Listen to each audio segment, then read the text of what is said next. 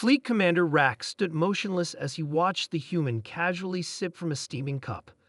The liquid inside was known throughout the galaxy as black venom, a bitter substance that contained enough stimulants to stop a Caldarian war beast's heart. Yet this fragile-looking creature from Earth, this supposed prey species, drank it like water. "Would you like some coffee?" asked Tom, the human ambassador, extending a second cup toward the alien commander.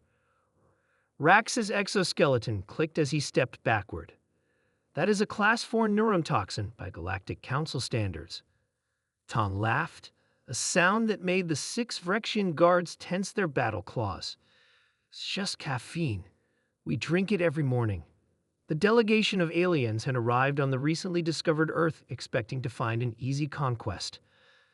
Their scans had shown a world bathed in radiation from its nearby star, teeming with microscopic organisms and populated by soft-skinned bipeds who lacked natural weapons. What they found instead was something far more terrifying, a species that had evolved on what the Council classified as a death world, a planet so hostile that its native life had to become monstrous to survive. "Perhaps we should continue our discussion of alliance terms," said Tom, placing his empty cup down and reaching for the pot to pour another.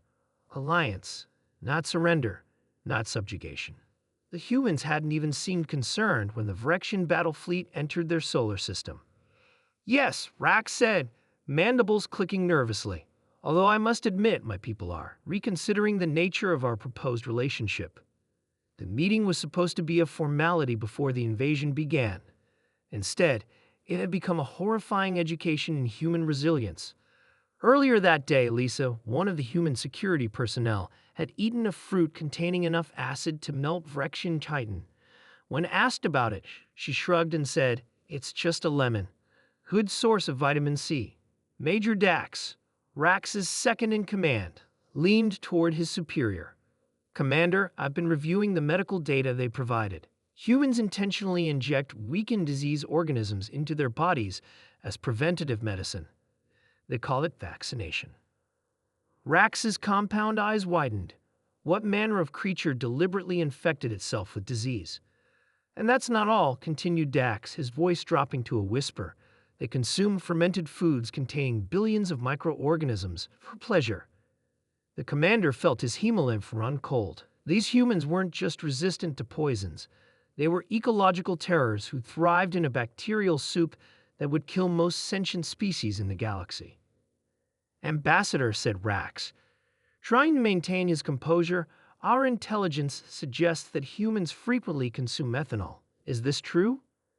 Tom smiled. "You mean alcohol?" "Sure, we drink it at parties, celebrations. It's a social thing." Lieutenant Clegg, the Vrexian biologist, made a strangled sound. "But ethanol is used as fuel and industrial solvent across the galaxy." "Yeah, we use it for that too," said Tom with a shrug. "But a good whiskey after a long day, can't beat it." Rax exchanged glances with his officers. The room had grown uncomfortably quiet. These humans casually drank poison for enjoyment. What else were they capable of? "There's a misunderstanding here," said James, another human representative who had been quietly observing. "We don't consider these things poisons at the levels we consume them. Our bodies have adapted."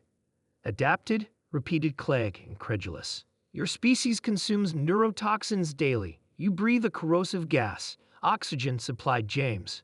"Yes, it's reactive, but our cells have evolved to harness that reactivity." The aliens shifted uncomfortably. They breathed a nitrogen-methane mix, carefully filtered of reactive elements. Oxygen was something they used in controlled industrial processes, not something to fill lungs with. "And your tolerance for temperature variation," continued Clegg, mandibles twitching in agitation. "Your people survive in ranges from below freezing to above what would cook most protein structures." Tom nodded. "We evolved as persistence hunters on the African savanna.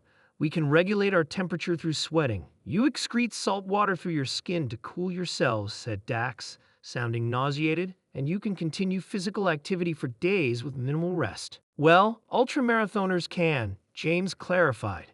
"Not all of us are that committed." Rax finally understood why the Galactic Council's predictive models had warned against direct confrontation with species from deaf worlds. Humans weren't just genetically lucky, they were the product of evolutionary pressures, so extreme that they had turned debilitating weaknesses into strengths. "Let's be clear," said Tom, leaning forward. "We know your fleet came here with conquest in mind, but we're offering you something better, an alliance. You have technology we're interested in, and we have unique capabilities that might benefit your people." What Tom didn't say, but what every Vrexian in the room understood, was the implied alternative. If these creatures could drink poison for pleasure, what would they do in war? "I believe," said Rax slowly, "that the Vrexian High Command will be very interested in an alliance with Earth." As the meeting concluded and the alien delegation prepared to depart, Major Dax approached his commander. "Sir, should we warn the Council about the humans?" Rax watched as Tom popped a small brown square into his mouth, apparently a substance called chocolate that contained theobromine, another stimulant poison.